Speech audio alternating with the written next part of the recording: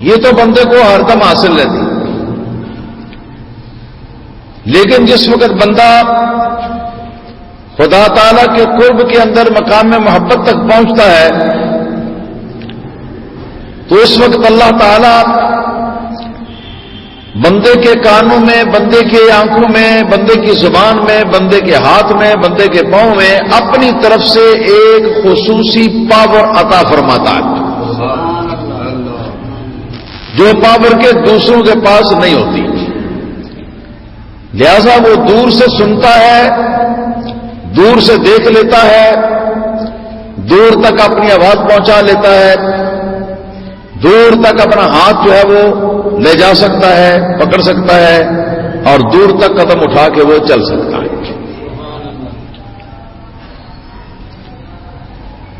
تو اسی سلسلے میں میں نے بخاری شریف کی وہ حدیث پیش کی تھی جہاں نبی کریم صلی اللہ تعالی علیہ وسلم نے نماز کے دوران اپنا ہاتھ مبارک جو ہے وہ اٹھایا اور جنت میں انگور کے خوشے کو پکڑ لیا۔ حالانکہ کتنا طویل فاصلہ ہے، تو یہ اس خاص پاور کے ساتھ ہے جو اللہ پاک اپنے محبوبوں کے اعضاء میں دوسرے لوگوں سے زائد عطا فرماتا ہے۔ اور اس کی مثال میں حدیث پاک سے عرض کرنے لگا تھا کہ سیدنا عمر فاروق اعظم رضی اللہ تعالی عنہ کا زمانہ خلافت تھا۔ حضرت ساریہ ایک صحابی ہیں جو کہ جرنیل بنا کر فاروق اعظم رضی اللہ تعالیٰ عنہ نے نہامند کی لڑائی کے لیے بھیجے۔ نہامند ایک مقام ہے 1 مہینے کی مسافت مدینہ منورہ سے، یا اس سے بھی زائد۔ تو وہاں وہ لڑ رہے تھے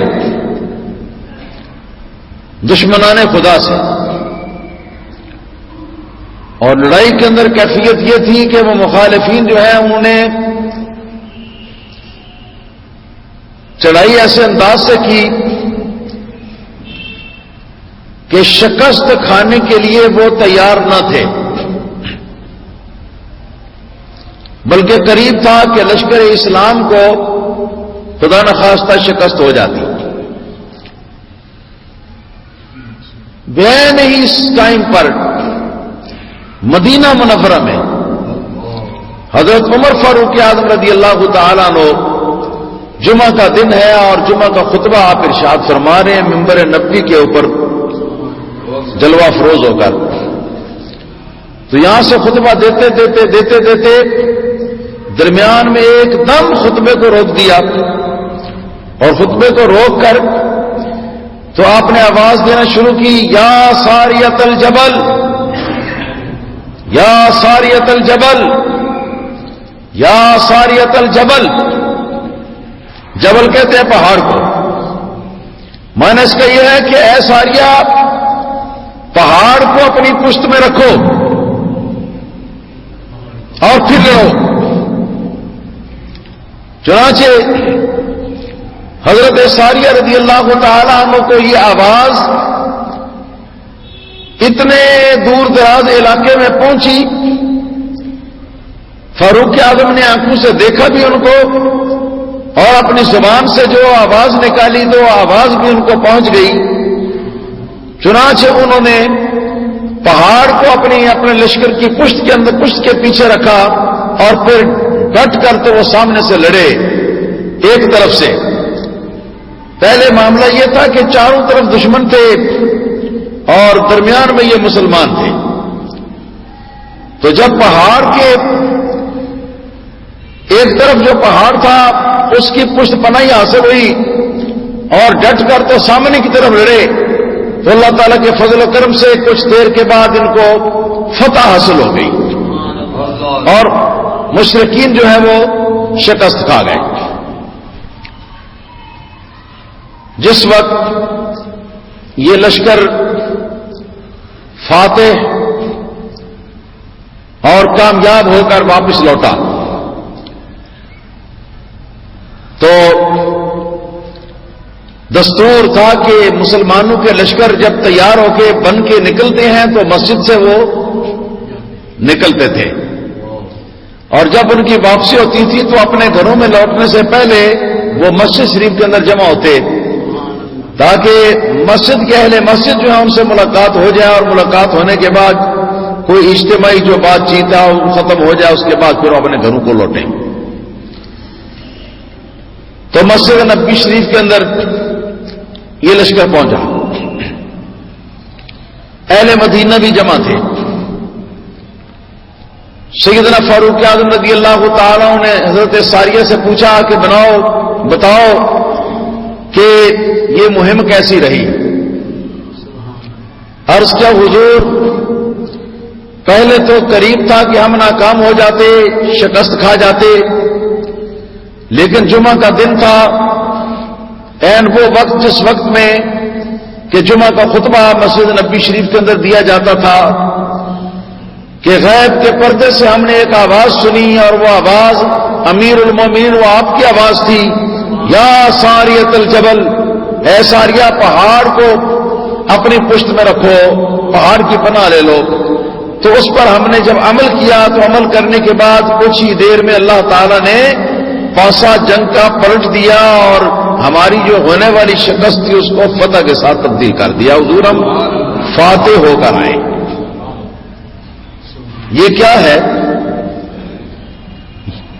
اتنی دور تک آواز کا پہنچ جانا اور اتنی دور سے دیکھنا، یہ وہی بات ہے کہ حتیٰ کنت سمعہ الذی یسمع بہا وبصرہ الذی یبصر بہا ولسانہ الذی یتکلم بہا. میں اس کی آنکھ بن جاتا ہوں جس کے ساتھ وہ دیکھتا ہے، اس کے کان بن جاتا ہوں جن سے وہ سنتا ہے، ان کی زبان بن جاتا ہوں جس زبان کے ساتھ وہ بولتا ہے. انہی سیدنا فاروق اعظم رضی اللہ تعالیٰ عنہ کے حالات کے اندر یہ بھی حدیث موقوف لکھی ہوئی موجود ہے کتب احادیث کے اندر کہ سیدنا فاروق اعظم رضی اللہ تعالیٰ عنہ کے دور میں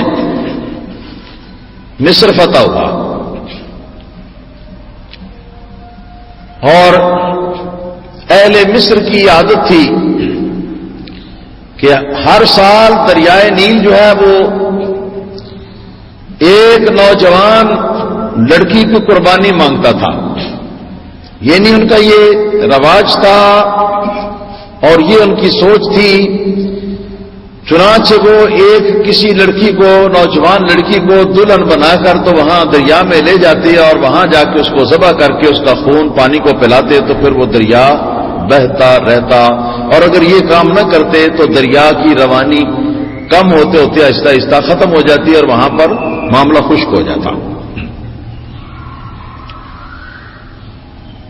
فاروق اعظم رضی اللہ تعالیٰ عنہ کے فتح کرنے کے بعد وہاں اسلامی حکومت قائم ہوئی. کچھ عرصہ گزرنے کے بعد جب وہ موسم آیا تو اہل مصر تیار ہوئے اپنے اسی کام کے لیے، کسی نوجوان لڑکی کو دلہن بنا کے اس کا خون دریا کو پھیلانے کے لیے. چنانچہ گورنر مسلم نے یہ کہا کہ پہلے یہاں حکومت آپ لوگوں کی تھی، اب حکومت یہاں پر اللہ تعالیٰ وحدہ لا شریک اس کے نیک بندوں کی آئی ہے، تو یہ ظلم اسلام برداشت نہیں کر سکتا، لہذا تم لوگ انتظار کرو، میں اس کے حل کے لیے امیر المومنین کو خط لکھ کے بھیجتا ہوں. چنانچہ گورنر نے خط لکھ کے بھیجا کہ یہ معاملہ ہے اور وقت اب سر کے اوپر ہے اور لوگ بے چین ہیں کہ اگر ایسا نہ کیا تو دریا کا پانی بند ہو جائے گا، خشکی سے لوگ مریں گے. سیدنا فاروق اعظم رضی اللہ تعالی نے کاغذ لیا اور قلم پکڑا اور لکھا بسم اللہ الرحمن الرحیم من عبد اللہ و امیر المومنین عمر بن الخطاب الی